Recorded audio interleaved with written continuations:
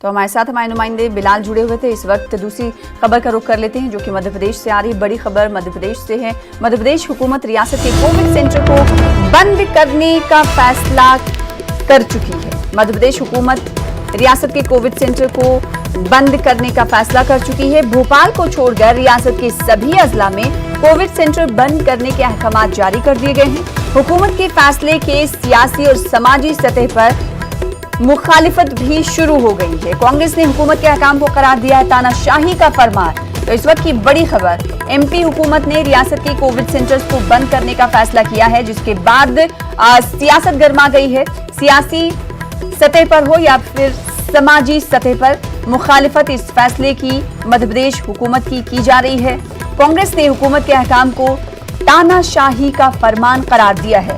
मध्य प्रदेश को छोड़कर रियासत की सभी भोपाल को छोड़कर रियासत के सभी अजला में कोविड सेंटर बंद करने के अहकाम जारी कर दिए गए हैं। इस खबर पर मजीद अपडेट हासिल कर लेते रुक कर लेते भोपाल का। हमारे साथ हमारे नुमाइंदे मेहताब आलम जुड़ रहे हैं। मेहताब आलम, मध्य प्रदेश हुकूमत का ये फैसला किन चीजों को देखकर लिया गया? क्या कोविड के जो नए केसेस है वो कम आ रहे हैं?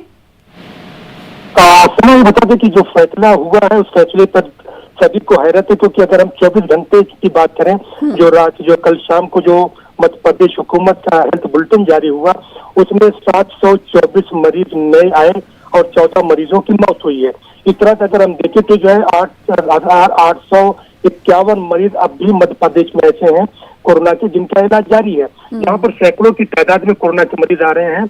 वहाँ पर एक ऐसा फैसला लिया जाना यकीनी तौर पर सबको चौंकाने वाला है। उसमें ये कहा गया है कि भोपाल को छोड़कर तमाम अजला के कोविड सेंटर बंद किए जाएंगे और अगर कहीं पर कोरोना के मरीज बढ़ते हैं तो वहां पर जिला इंतजामिया को रियासती हुकूमत से परमिशन लेकर काम करना होगा। लेकिन अगर पूरे ओवरऑल मजमूई तौर पर अगर हम बात करें तो भोपाल से ज्यादा कोरोना के मरीज इंदौर में है, जहां पर रोजाना जो है 150 से 200 के बीच कोरोना के मरीज आ रहे हैं। ऐसे में मुखालफत भी होना और हुकूमत की नीयत पर शक भी करना कहीं ना कहीं से जायज हो जाता है कि हुकूमत ने किन बुनियादों पर किया है। यकीनी तौर पर यह जरूर है कि हुकूमत की जो कोशिश है, समाज तंजीमों की जो कोशिश है, उससे कोरोना के एक्टिव मरीज कम हो रहे हैं, शफायाबी की शरह में इजाफा हो रहा है।